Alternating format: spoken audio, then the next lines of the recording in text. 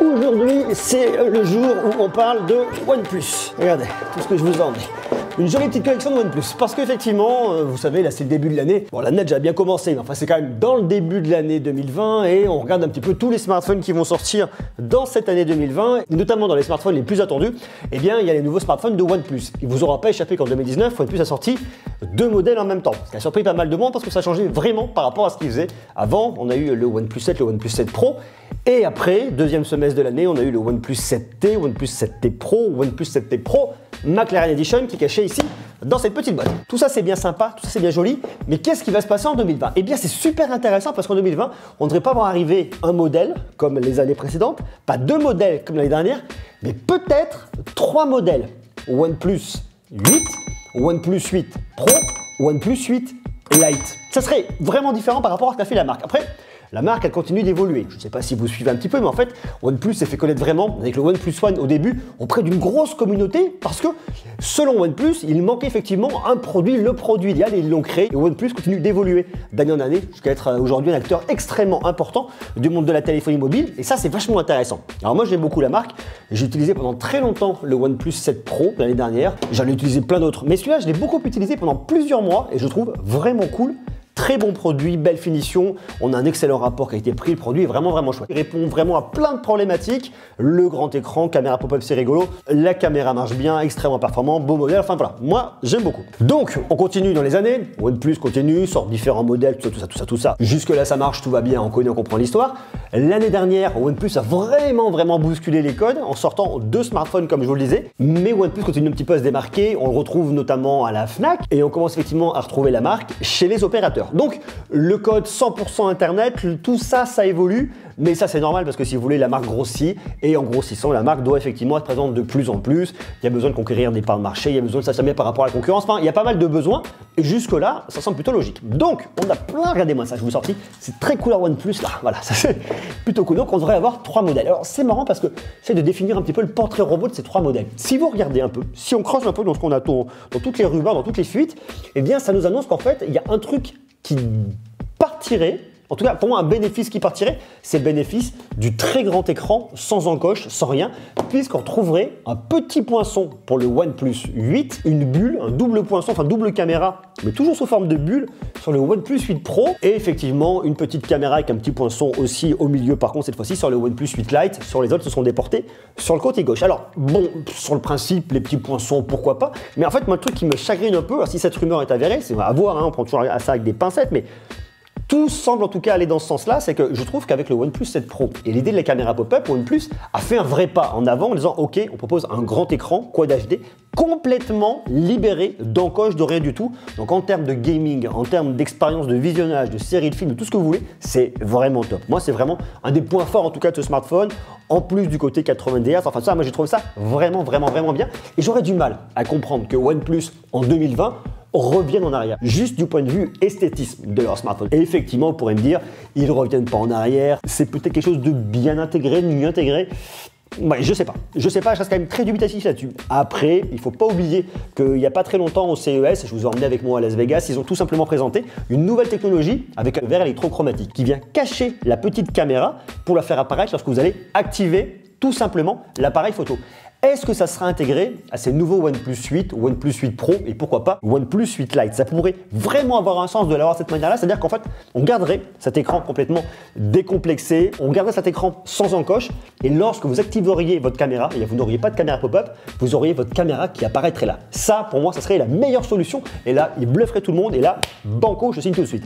Si par contre, on se retrouve avec un poinçon qui apparaît tout le temps, même lorsque vous allez allumer votre écran, en tout cas, c'est ce que semblent suggérer les rumeurs et les quelques clichés qui circulent sur le net. Voilà, moi je serais un petit peu embêté. À voir, ça on surveillera. Par contre, point qui est vachement bien, c'est qu'effectivement, OnePlus a annoncé avoir un écran 120 Hz. Donc on aura, c'est une certitude, sur le OnePlus 8 et le OnePlus 8 Pro, voire sur le OnePlus 8 Lite, peut-être un écran 90 Hz de ce côté-là, comme ce qu'on avait sur ce modèle-là, c'était déjà vachement bien. On aurait un écran 120 Hz sur ces deux modèles, les deux modèles les plus haut de gamme. Et ça, croyez-moi, c'est bien parce que ça apporte vraiment du confort visuel lorsque vous allez dire scroller, lorsque vous allez dire jouer à des jeux, ça apporte beaucoup de confort, beaucoup de fluidité. Et ça, c'est vraiment bien pour améliorer l'expérience de navigation, l'expérience de gaming, l'expérience de visionnage, tout simplement. Donc on voit effectivement ce portrait robot qui commence à se dessiner, smartphone haut de gamme, smartphone très haut de gamme, avec un super barre d'écran, on restera toujours sur des dalles Super AMOLED, des dalles fabriquées par Samsung. C'est ce qu'on retrouve pour l'instant chez OnePlus et je pense qu'on va continuer l'année prochaine là-dessus.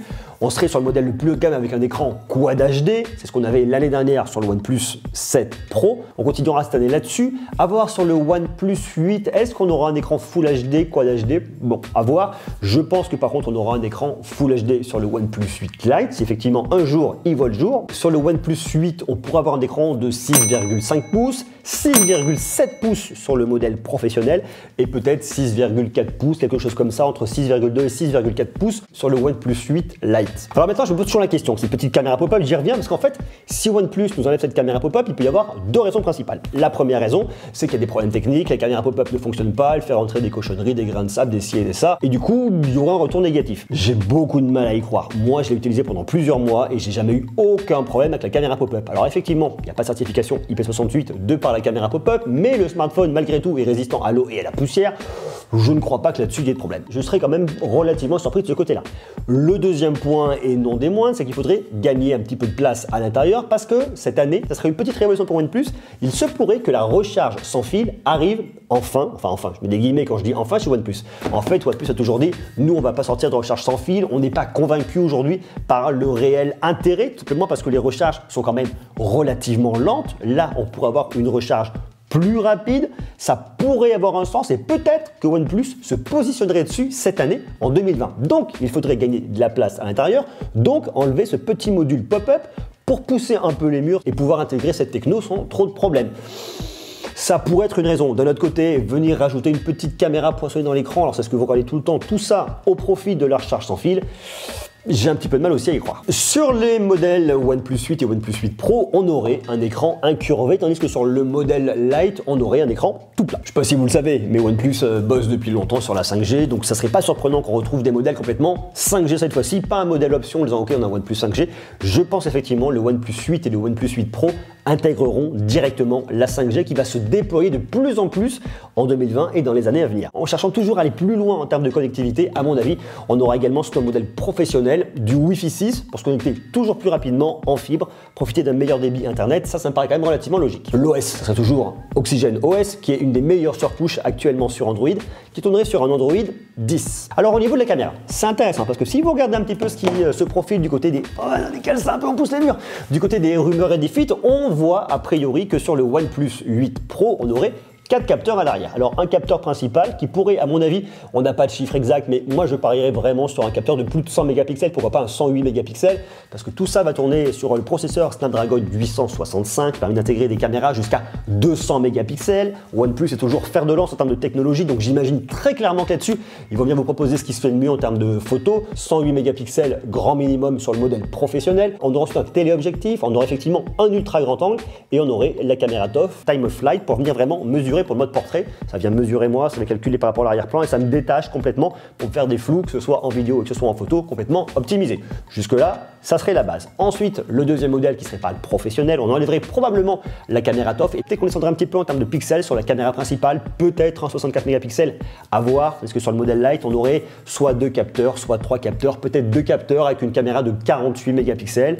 Un téléobjectif, peut-être un ultra grand angle, à voir ce qui pourrait vraiment se dessiner de ce côté-là. En tout cas, sur le modèle Pro, on voit qu'on a 2 caméras, enfin on aurait, parce que c'est pas pour l'instant signé, pourquoi pas on aurait 2 caméras à l'avant, j'imagine une caméra principale et un ultra grand angle pour pousser un petit peu les murs lorsque vous avez plein de potes ou que vous voulez faire un selfie avec un volume en arrière, pourquoi pas. Tandis que sur les deux autres, on aurait une seule caméra, bien évidemment pour l'instant c'est un petit peu compliqué de venir spéculer en termes de spec là-dessus. Et justement, puisqu'on parle de photo, est-ce qu'on aura à l'arrière cette technologie avec le verre électrochromatique, c'est-à-dire la caméra qui disparaît complètement, ce que je vous ai montré sur le Concept One qui était présenté en partenariat avec McLaren, ou alors est-ce qu'ils se disent ok, cette techno elle est là, elle existe, on la garde pour un peu plus tard, on vous la sortira peut-être au deuxième semestre, puisque c'était montré sur un modèle en partenariat avec McLaren, on pourrait très bien imaginer un OnePlus 8T Pro McLaren Edition.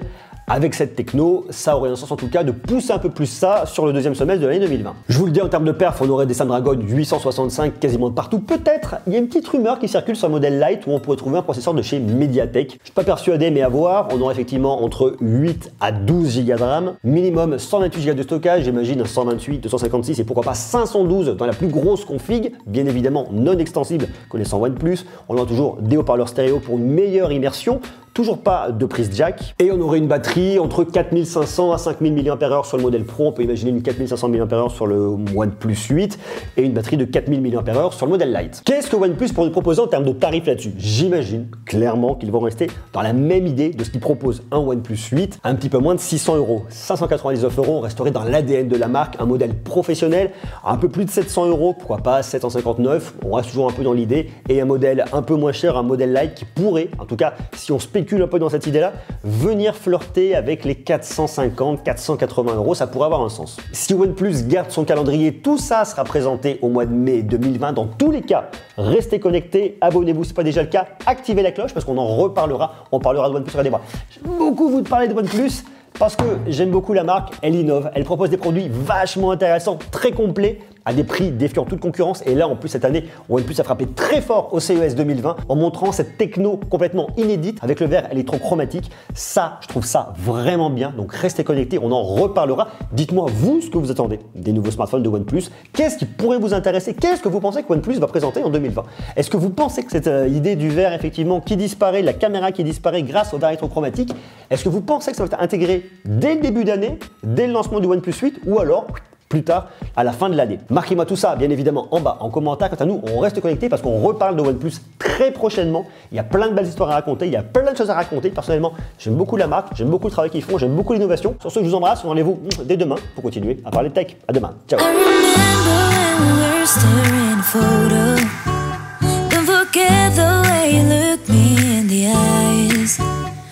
I keep you in my heart is where you are. I still think of you, I want you coming.